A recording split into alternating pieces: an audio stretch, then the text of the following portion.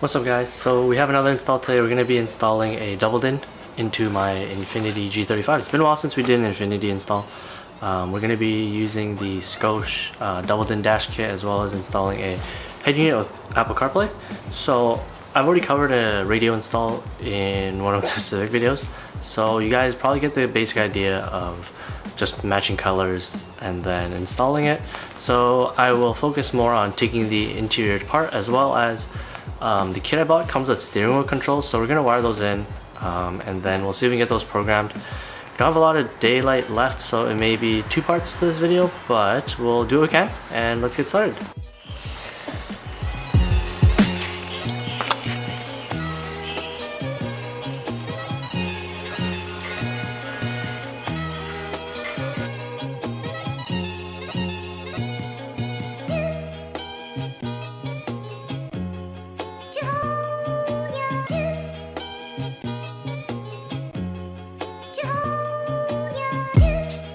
So I have the harness done, however, you'll notice that the ground has not been soldered yet. I actually do need to add one line that has a ring terminal, as the Infiniti uses a chassis ground. So we will go ahead and get that started, and I'm actually going to move into the car and start taking off the interior, and I'll show you how to do that. Alright guys, so with the 0304 Infiniti G35s, when you want to take apart the radio, you actually have to take apart a couple things. So might be a bit hard to tell because of the lighting. It is really dark outside. You have to drop the glove box, and to do that there's 4 screws. When you open the glove box, there are 2 that are attaching the metal latch to the actual glove box. Take those 2 off, and then just beside them there's another 2 more. Once you do that, you can actually just pull the glove box down. There's a piece of plastic here where it has your cigarette lighter. You're gonna have to actually just pop that straight out to the side. Don't pull forward, straight out to the side. And then there is an equal piece on the driver's side, just out of frame here, and you'll do the same thing. You want to pop it out of here. Let me do that right now.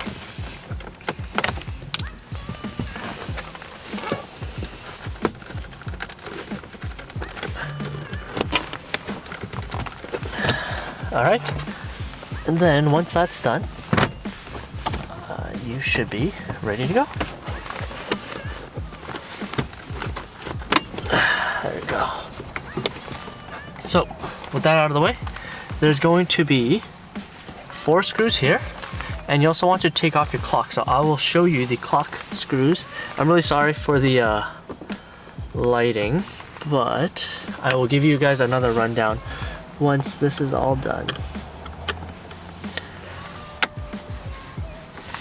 There are also a lot of guides online, so I mean, this is not going to be the most comprehensive guide. However, the main point of this video is I did want to show the Scosche Dash Kit. As far as I know, there aren't any YouTube videos of it, and I want to make sure that people can find more information on it, because it was a bit of a gamble to buy it. I only found it through an online forum, and that was about it. That's the only place I ever saw it. So let me show you guys the clock. So with the clock, it's really hard to do with one hand, but you basically want to put a couple trim tools just underneath here. Make sure they are plastic and non-marking, and you're just going to pull that panel forward. So let me go ahead and get that done. So once you guys pull that off, there is actually going to be 1 screw right here, and then you undo that. This little red crimp here, this is actually my chassis ground, which I will be reusing. So you undo this little plastic tab will then just slide out along with the whole radio. And you can leave the clock plugged in so it doesn't reset itself. So I didn't record it, but once you take out that screw up at the top, the whole radio unit just slides out, and then you have your vents that are going to be right here. These can be removed and then reinstalled onto the dash kit, which we will be doing.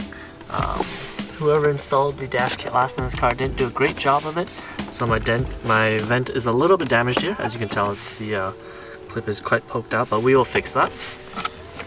And we should be ready to go. So I'm going to go back in the garage, and then we are going to start assembling the double din. Alright guys, so we have the harness made, and then we're going to go ahead and test to make sure this actually works.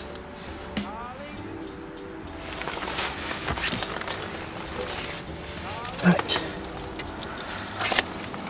A lot of wires here. Excuse me for a second while I figure out what goes where. So, ooh, quite a lot of plugs. No, 3. Right. And then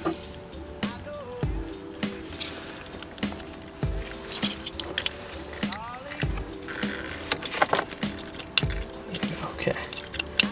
This goes here. This goes here. And then this last one will go right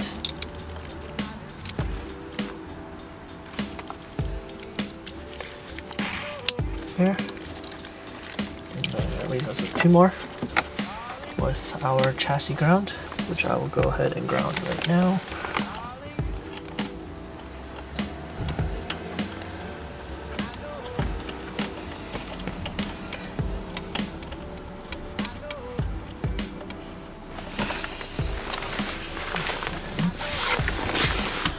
Guys, I don't have a lot of room to work right now, so I'm doing what I can.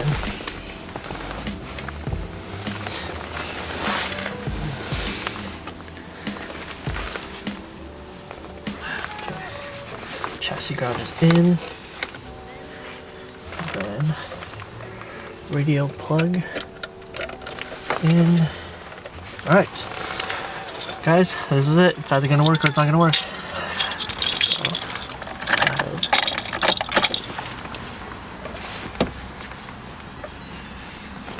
And look at that, it works. Sick. This is awesome. Alright, we got lights. Agree. Oh, look at that. Okay. So let's go ahead and pair the Bluetooth. Just want to make sure that this actually works correctly. Alright, can't really see much here. Then we're going to pair to my phone. Click to connect. Connecting.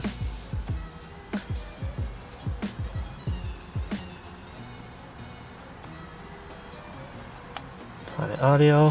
Click to connect. Alright. Oh, you guys can't see anything. The glare is really crazy. But I'm just pairing the phone right now together. And then that is correct. Yes. Pair. Allow. Alright, we're connected. So let's try to play some music. Let's go to Spotify. Actually, let's not do Spotify. Let's go just to my music here. Pick a song. Let's go.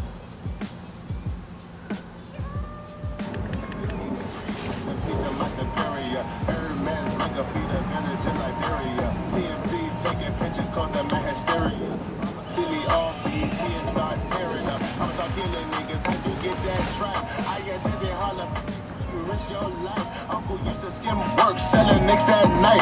I was only 8 years old watching Nick at night. Uncle Psycho was in that bathroom bucket. Knife to his gut. Oh, that. Alright, so it works. That's awesome. So we're good to go. Let's turn off the car. And then the last step is actually going to be putting the whole doubled-in kit together. So let's go ahead and do that. I will unplug the harness for now.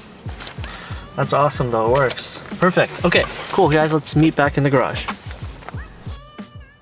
Alright guys, so my phone actually is going to be the camera I'm using for the time being. My regular camera actually ran out of battery. So this is the Scosche doubled-in kit.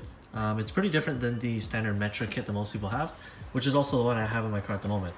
The biggest difference is that the buttons are plastic and that the temperature is no longer buttons, but it is in fact a dial. So this just is a little more premium. I did get the black color as the rest of my dashboard is black. And my shifter surround is already painted black. So we do have to assemble this.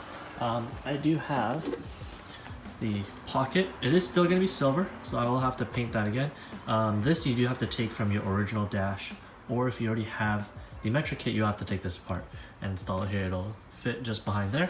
So I'm going to go ahead and do that, and then I will show you how it looks. Alright guys, so the kit itself, it's not the fault of the kit. It's more so this head unit. Although it is technically a doubled-in head unit, it doesn't really fit that head unit. So I actually have to shave along the sides quite a bit. So you see a little bit of gap. I will be filling that with some foam tape or trim tape, and that should close that up right away. But otherwise, this is how we're looking. So vents are on, everything works. Open that up, and we're looking good. So let's clean this up. I'm gonna add that tape there, and then we will we'll go put it back in the car.